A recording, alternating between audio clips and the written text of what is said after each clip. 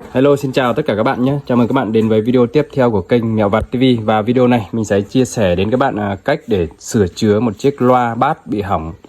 Ở đây là một chiếc loa bass 25 BMB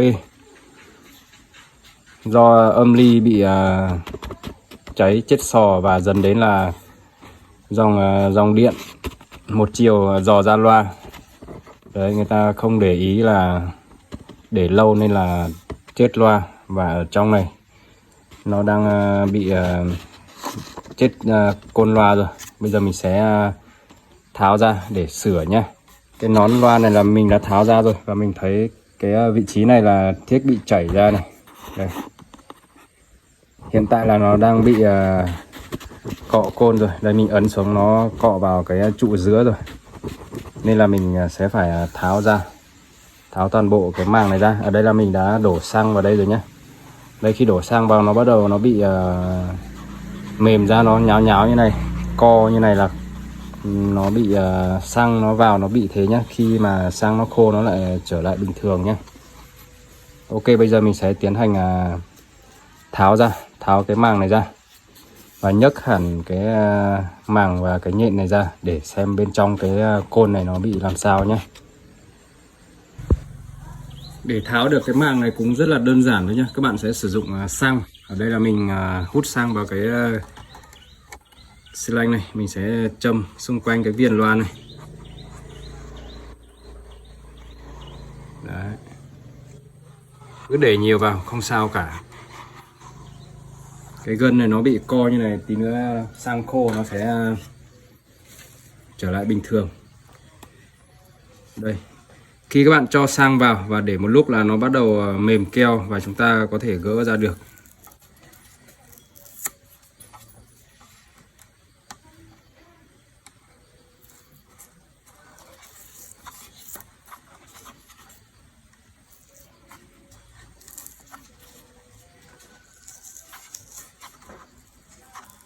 Cái loa bass BMB này đập hát karaoke gia đình rất là hay nhé.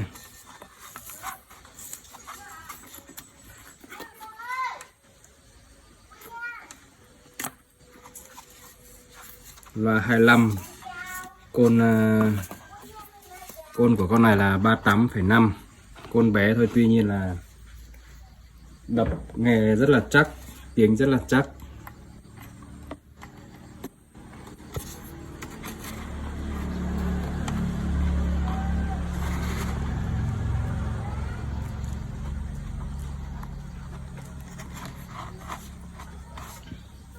Thấy nó chưa ra thì chúng ta tiếp tục cho xăng vào.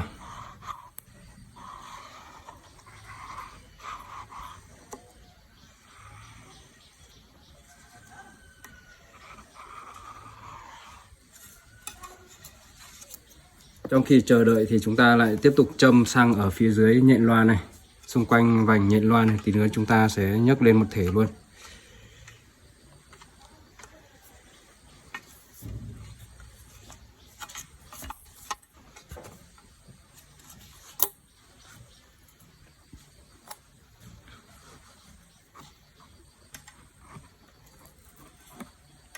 Vì chúng ta tháo ra để sửa cái côn loa này nên là chúng ta phải cẩn thận không làm rách cái màng loa này nhé. Để tí nữa chúng ta lại lắp vào sử dụng lại.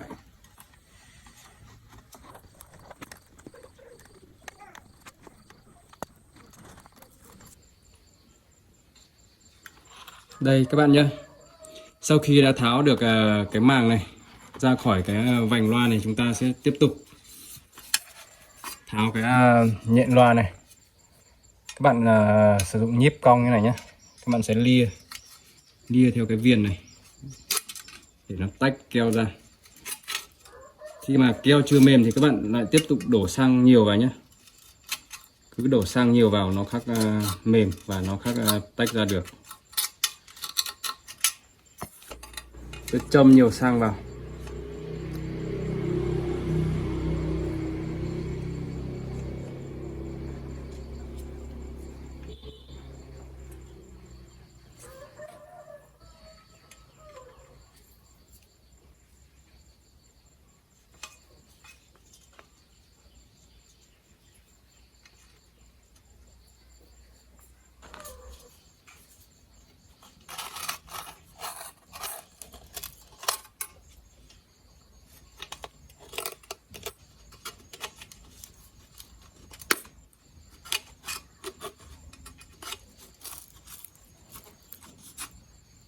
Đây các bạn, cứ lia đi theo cái viền là nó sẽ ra.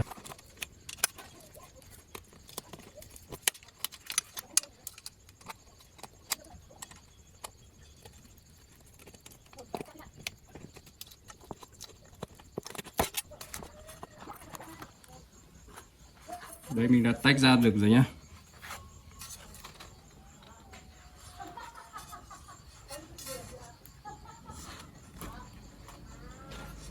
Tiếp theo là mình sẽ phải dùng mỏ hàn để gỡ cái râu này ra.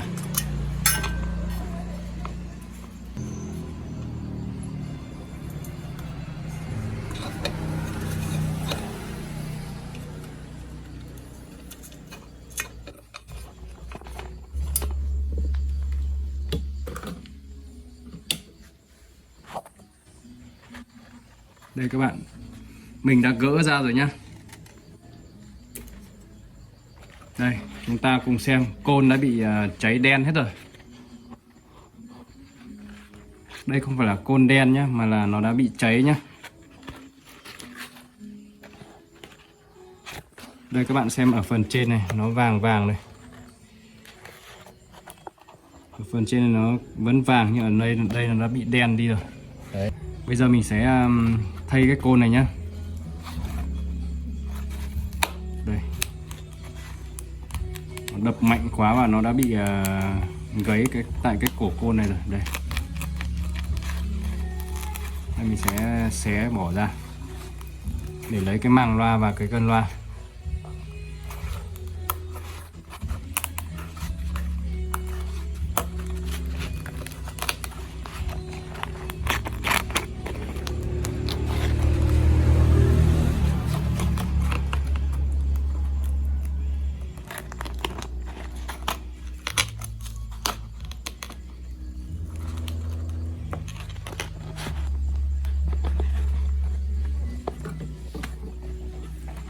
Đối với những vị trí nào mà cứng mà chúng ta không lấy ra được thì các bạn nên dùng mỏ hàn để chúng ta chấm vào cho nó bong ra nhé,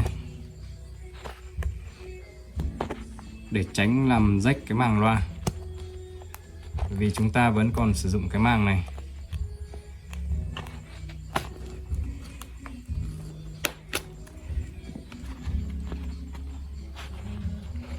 Rồi mình sẽ để cái màng này một bên và lấy cái này ra nhé.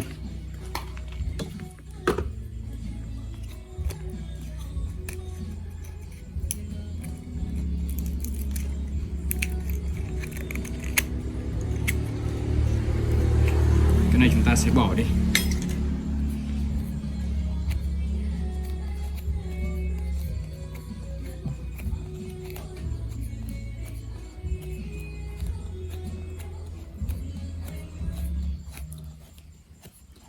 Các bạn sẽ tiến hành vệ sinh hết keo còn dính ở trên cái nhện này nhé.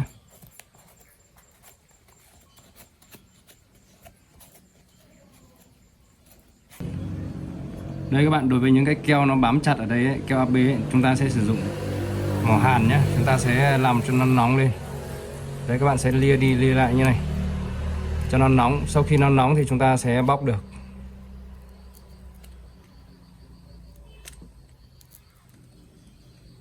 Keo này thuộc dạng như kiểu keo đen ấy, nhưng mà nó màu xanh. Chúng ta sẽ lia đi lia lại cho nó nóng đi. Keo này sau khi nóng thì chúng ta sẽ bóc được nó. Chúng ta nên làm sạch đi để tí nữa chúng ta lắp nó sẽ dễ hơn.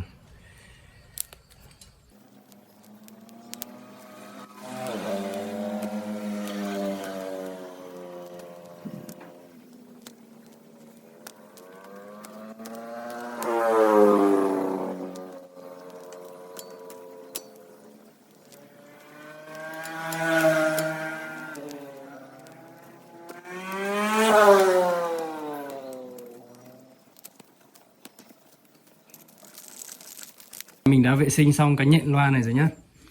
Bây giờ mình sẽ tiến hành vệ sinh cái khung loa, cái vành loa. Vệ sinh xong mình sẽ tiến hành lắp côn mới vào.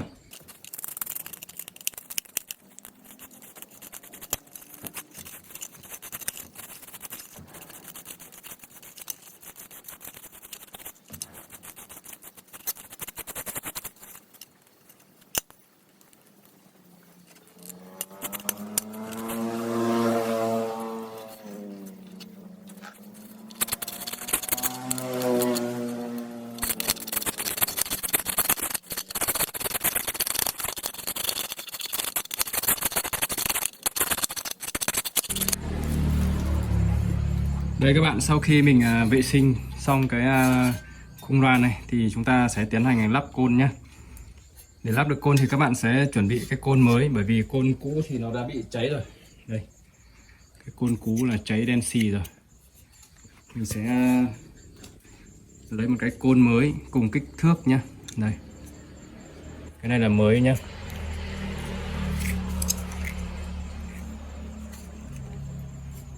Đây, các bạn sẽ đặt thử vào.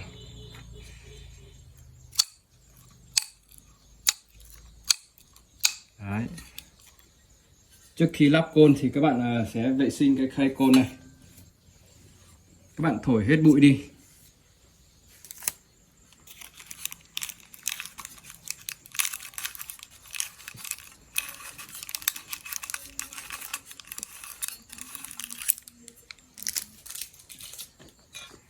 Để cho côn vào được đây chuẩn thì các bạn không có đồ thì các bạn sẽ sử dụng lon bia nhé. Đây, các bạn sẽ cắt lon bia ra.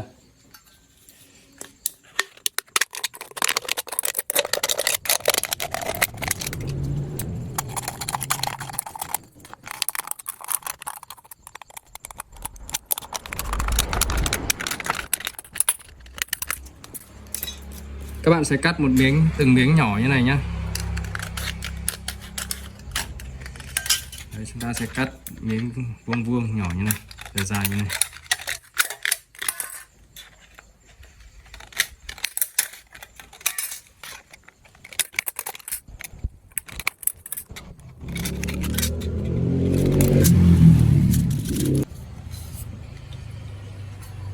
Ok, tiếp theo là chúng ta sẽ lắp côn vào đây nhé. Và cách lắp côn sẽ như sau, mình sẽ hướng dẫn các bạn làm. Đây là mình quan sát côn cũ nó cũng như vậy. Tức là cái côn này nó rộng bằng này thì các bạn sẽ chia ra làm 3 phần. Đây, các bạn chia làm 3 phần nhé. Các bạn nhìn nhíp của mình đây, nó thành 3 phần. Ở dưới một phần, ở dưới nhíp một phần và ở trên cùng là một phần. Chúng ta sẽ cho xuống 2 phần ở dưới và nổi lên trên một phần. Tức là khi các bạn đặt vào cái khay côn này, đấy, các bạn sẽ để hở ở trên một phần như này. Tức là nhìn thấy dây đồng ở trên một phần nhé, không để tụt hẳn như này đâu nhé. Chúng ta sẽ để ở trên này một phần để tiếng nó được thoát tiếng. Nếu mà chúng ta để sâu xuống thì tiếng nó sẽ rất là tối và gần như là toàn là tiếng bass thôi. Chúng ta sẽ cho lên một chút. Đấy, cho lên trên một phần và ở dưới 2 phần. Tiếp theo chúng ta sẽ cho côn vào nhé. Các bạn lưu ý là hai cái sợi dây như này chúng ta sẽ để trùng với cái dây dâu này nhé.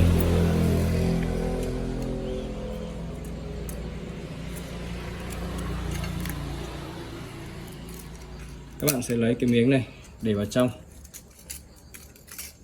Chúng ta sẽ đặt vào giữa, đối diện nhau để chèn cái côn này.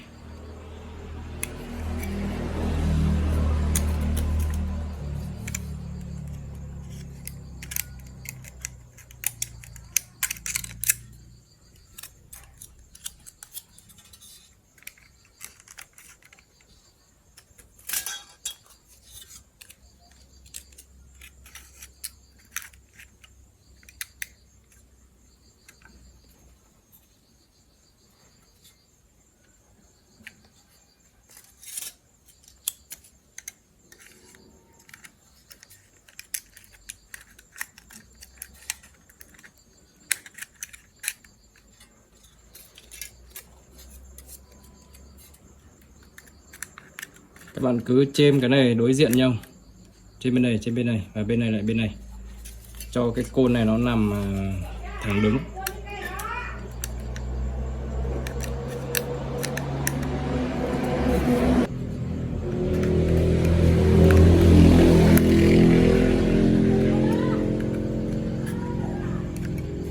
Đây các bạn, sau khi chúng ta đã chêm cái côn này chắc chắn thì các bạn sẽ tiến hành lắp cái nhện loa này nhé. Đây, chúng ta sẽ bỏ vào đây. Trước khi lắp thì chúng ta sẽ bôi keo ở cái viền nhện này.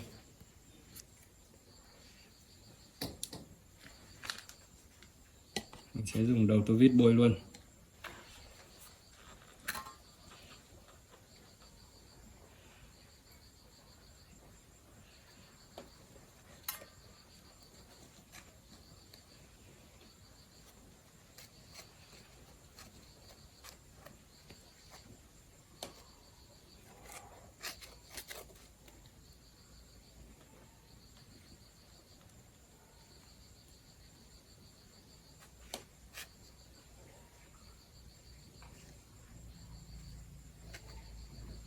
Các bạn chú ý là chỉ bôi viền thôi nhé, không bôi lem vào trong nhé.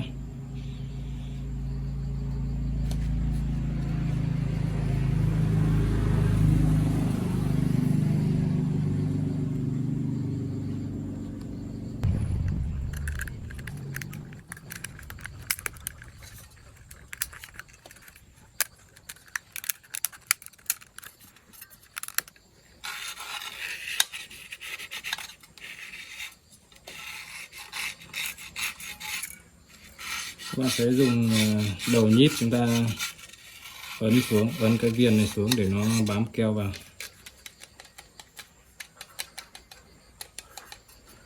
Các bạn gõ nhẹ này, để cái nhện loa này vừa đến tầm thôi nhé.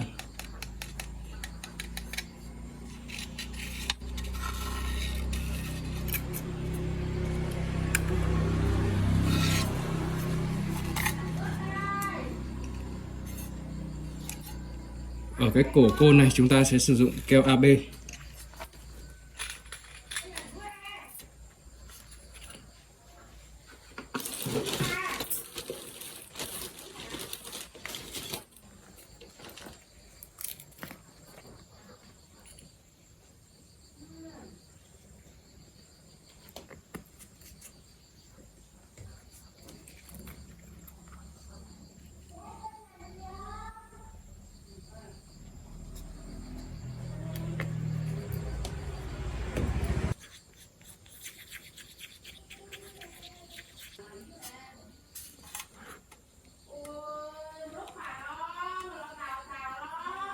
Các bạn sẽ chấm đều xung quanh nhé.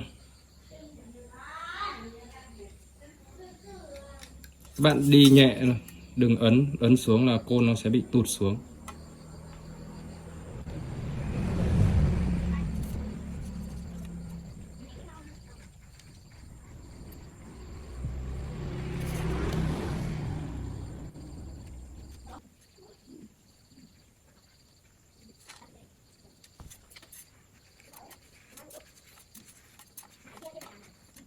Đấy, các bạn chờ khoảng 2 phút.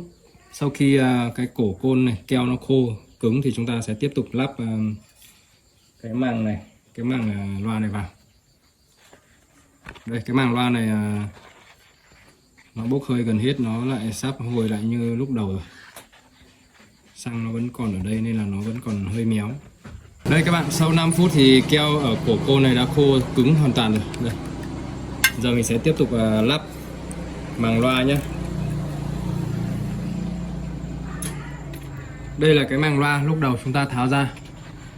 Đấy, nó sau khi xăng nó khô thì nó đã trở lại bình thường rồi, nó không còn nhăn nheo nữa, nó đỡ hơn rất nhiều rồi. Giờ mình sẽ tiến hành lắp vào nhé. Trước khi lắp vào mình sẽ bôi keo ở đây, ở viền loa.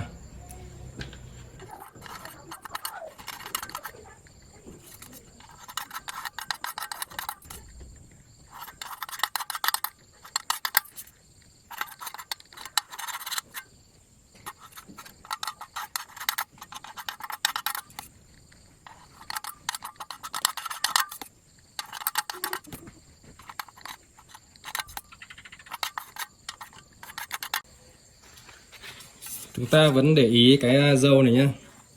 Hai cái dâu này sẽ trùng với hai cái dây này.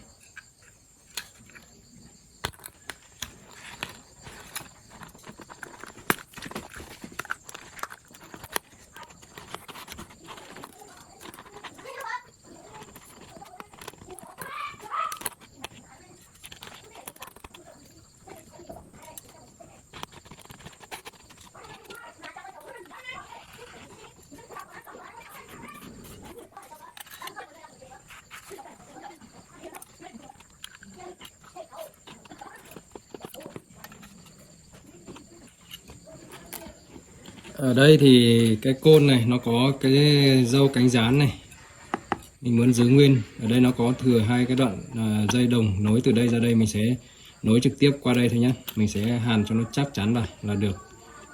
Đúng ra là chúng ta sẽ nối lên trên này để nó đảm bảo hơn. Tuy nhiên là hai cái dâu này nó khá là đẹp, mình sẽ để im và mình sẽ nối ở đây.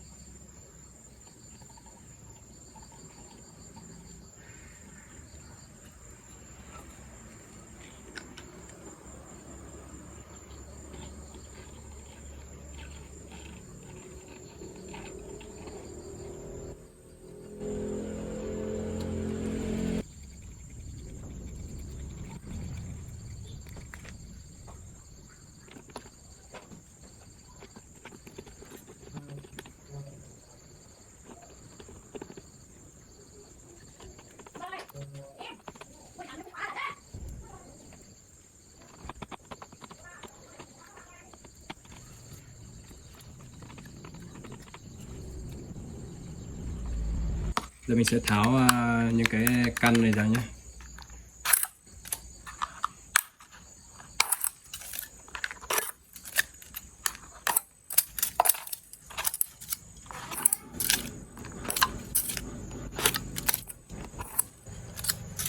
Sau khi tháo ra các bạn ấn thử. Đây, rất nhẹ nhàng, không hề bị cọ côn nhé. Tiếp theo mình sẽ dán cái nón loa vào đây.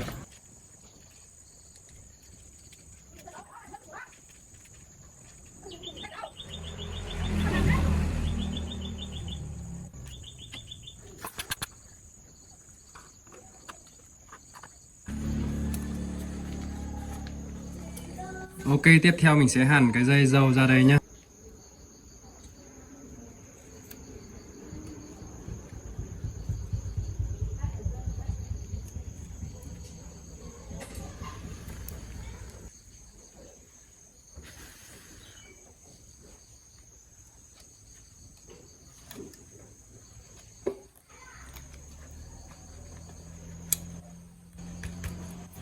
Ok, đã xong. Đây các bạn nha. Bây giờ mình sẽ nối dây từ âm ly xuống, sẽ thử nhé.